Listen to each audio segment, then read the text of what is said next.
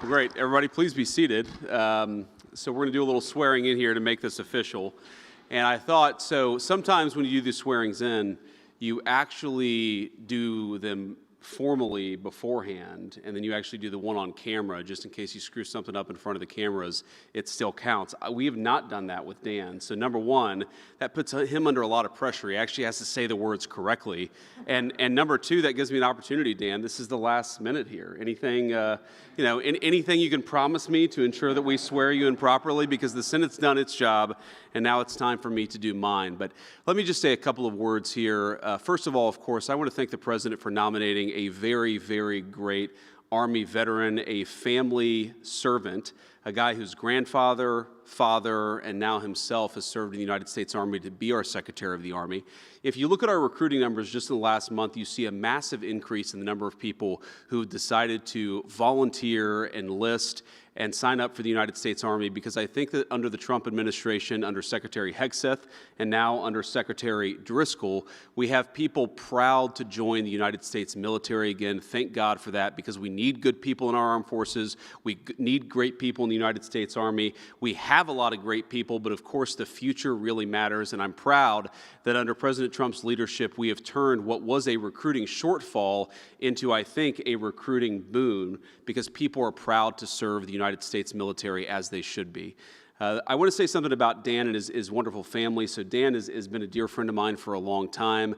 His beautiful wife, Cassie, who's also an incredible physician, and two beautiful kids who are, I think, the most well-behaved kids I've ever seen of a secretary nominee. You guys do a really good job.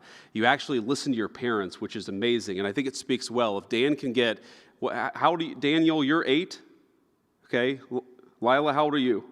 You're 6. If you can get an 8 and a 6-year-old to listen to you, then I think you can sure as hell be the Secretary of the Army, because these guys are a lot tougher than a lot of the soldiers that Dan will now lead. But we're proud of him. He's a man of integrity. He's a man of character. He's a man of great leadership. And I think that he will bring the Army to a place where we can be proud of it, where we can have meritorious service rewarded and commended in the United States Army, and where we make sure that we're promoting the best and brightest, we're enlisting the best and brightest, and when, God forbid, we have to send the best and brightest to America's wars, we do it with competence, with effectiveness, we do the job, and then we bring everybody home safely. That is what we need to do in the United States Army. I want to thank Senator Budd, we have a lot of senators here, Senator Brett, Senator McCormick, and of course Senator Ernst for their great leadership in helping shepherd Dan's confirmation through.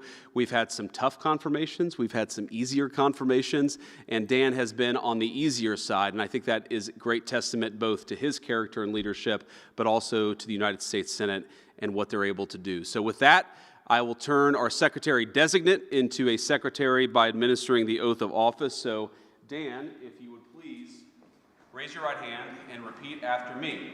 I, Daniel Driscoll, do solemnly swear. I, Daniel Driscoll, do solemnly swear. That I will support and defend the Constitution of the United States. That I will support and defend the Constitution of the United States. Against all enemies, foreign and domestic. Against all enemies, foreign and domestic. That I will bear true faith and allegiance to the same. That I will bear true faith and allegiance to the same. That I take this obligation freely. That I take this obligation freely. Without any mental reservation. Without any mental reservation. Or purpose of evasion. Or purpose of evasion. And that I will well and faithfully. And that I will well and faithfully. Discharge the duties of the office on which I am about to enter. Discharge the duties of the office on which I'm about to enter. So help you God? So help me God. Congratulations, Mr. Secretary.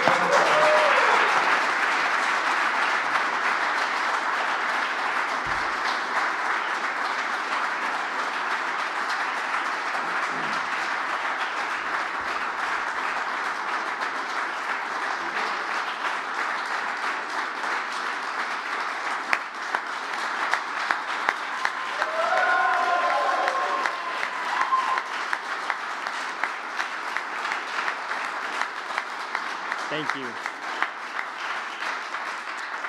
They gave us 5 minutes total for all of this, so this is going to be very fast. It is a privilege to stand before you today as the 26th Secretary of the United States Army. I first want to thank the President of the United States for his confidence and his trust. Next, I am forever grateful to the Vice President and Second Lady. This friendship has been the adventure of a lifetime. I cannot imagine where it goes from here. To Cassie, Daniel, Lila, both sets of our parents, my brother, thank you for everything. Couldn't have done it without you. To everyone I met on the campaign trail, it is incredible how quickly we went from strangers to friends. Arthur, thank you for pushing so hard to get this through. And then just the last thing, my commitment to this role, as the Vice President mentioned, is rooted in my family's long lineage of military history. We are a family that is grateful to have had the privilege of wearing the United States Army uniform, and we're going to fight hard for it. As Secretary, I will honor the Army's 250th year legacy of service and sacrifice, and I will stay focused on my mission and shoulder my share of the task, as I know our soldiers will do. Thank you for being here today. I'm grateful for all of you. Great. Thank